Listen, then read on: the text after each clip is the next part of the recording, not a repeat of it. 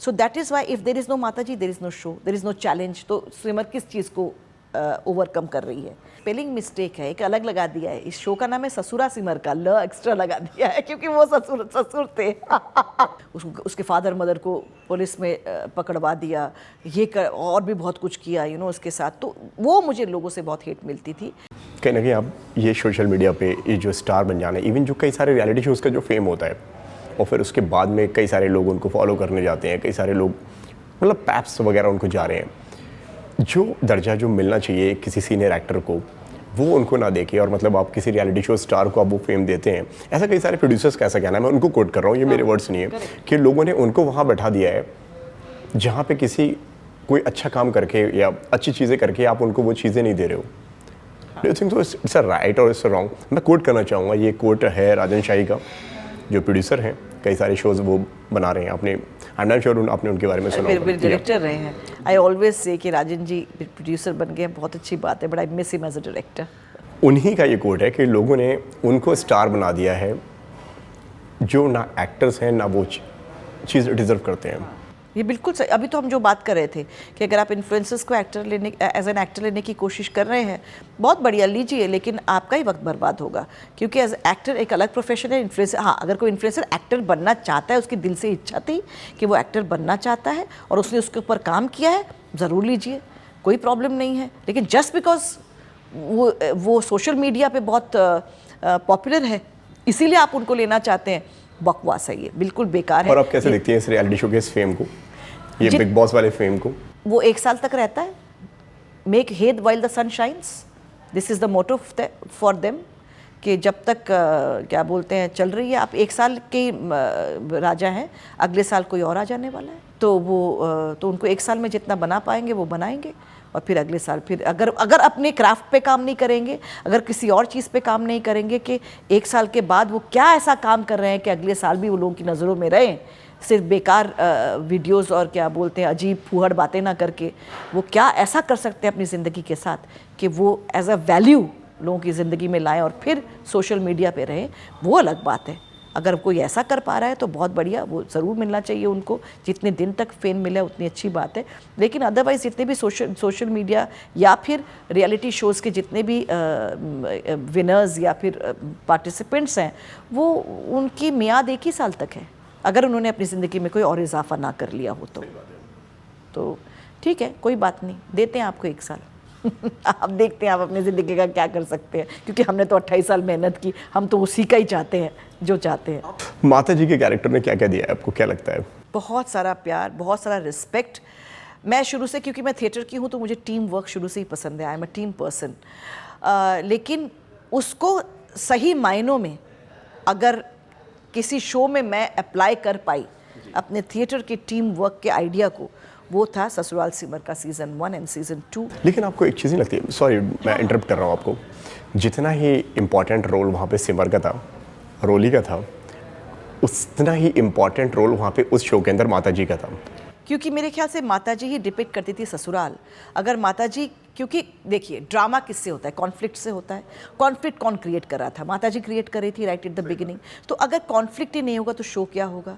So the biggest conflict करने वाली ही heroine के साथ, सेंट्रल कैरेक्टर के साथ, वो माताजी थी। So that is why if there is no Mataji there is no show, there is no challenge. तो सिमर किस चीज़ को ओवरकम कर रही है ना, at the end of the day. तब तक बाय द टाइम हम लोग अपने सुपरनैचुरल ट्रैक में आए, तब तक माताजी और सिमर एक टीम में हो गई थी। Then the challenges were the negative energies. So I would say कि in Sasural Simar Ka 1 and 2 I am the Sasural and they are Simar. ऐसा मेरे जो बड़े बेटे थे ससुराल सिमर का 1 में राजेंद्र बेटा आदर्श गौतम, वो कहते थे कि अरे स्पेलिंग मिस्टेक है, एक अलग लगा दिया है, इस शो का नाम है ससुरा सिमर का, ल एक्स्ट्रा लगा दिया है क्योंकि वो ससुर थे। तो वैसे मैं कहूँगी कि आई वाज अ ससुराल और इन ससुराल सिमर का।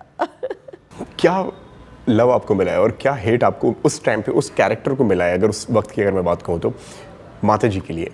हेट भी मिला है आपको ना? हेट भी मिला है ना, बिल्कुल हेट भी मिला है, बहुत हेट मिला है मुझे। ससुराल सिमर का 1 में फिर भी कम हेट मिला था, लेकिन मुझे ससुराल सिमर का 2 में बहुत हेट मिला है, क्योंकि the way I to behave with Simar, जो छोटी सिमर थी, उसका मुंह काला कर दिया, मुंह पे कालिक पोत दी, उसके फादर मदर को पुलिस में पकड़वा दिया, और भी बहुत कुछ किया उसके साथ। तो वो मुझे लोगों से बहुत हेट मिलती थी, क्योंकि लोग कहते थे कि आप किसी के साथ ऐसा कैसे कर सकते हो, क्योंकि वो तो आपके बारे में अच्छा ही सोचती है।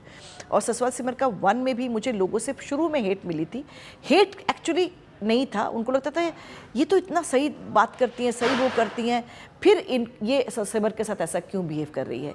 मुझे थोड़ा बहुत हेट तब मिला जब मैंने अपनी छोटी बहन मनोरंजन के साथ मिलकर सिमर को और रोली की शादी ऐसे करा दी थी कि देवरानी जेठानी करवा दी, and then I created confusion in their lives. So ये ज़रूर है, मुझे शुरू में अपने किरदार से थोड़ा सा ऐसा रहता था कि मैं ये क्या कर रही हूँ, मुझे ये जब वो वाइटनर वगैरह लगा दिया कि अरे यार सब लोग यंग बनने की कोशिश करते हैं, मैं I am becoming older and older, तो वो आप अगर कह सकते हैं कि मैं अपने किरदार को क्वेश्चन कर रही थी।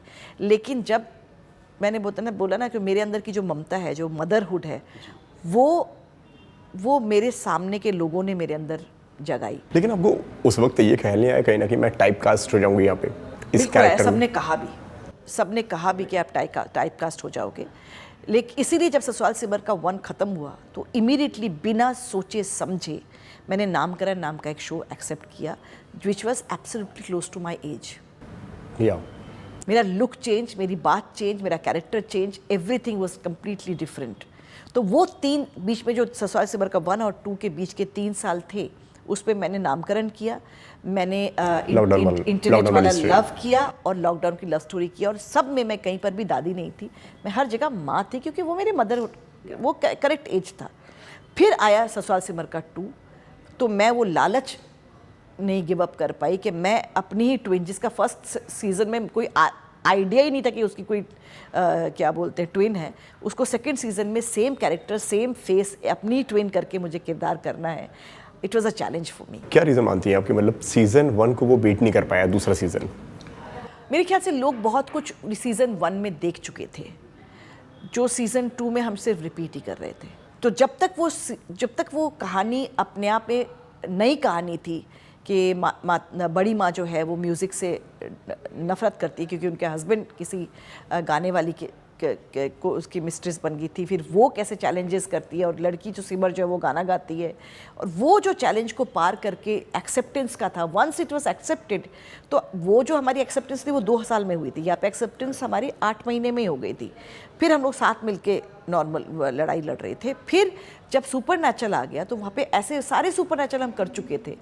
यहाँ पर सुपरनैचुरल थोड़ा सा मुझे लगता है कि it was between Simar and Aarav, और ससुराल सिमर का 1 में the supernatural was between Bharadwaj परिवार एंड द ईविल। तो जैसे ही परिवार साथ लड़ता है, लोग उससे अटैच हो जाते हैं। हीरो हीरोइन लड़ते हैं तो ठीक है, लेकिन जब फैमिली लड़ती है तो वो अटैच हो जाती है। वो शायद इसमें मिसिंग था।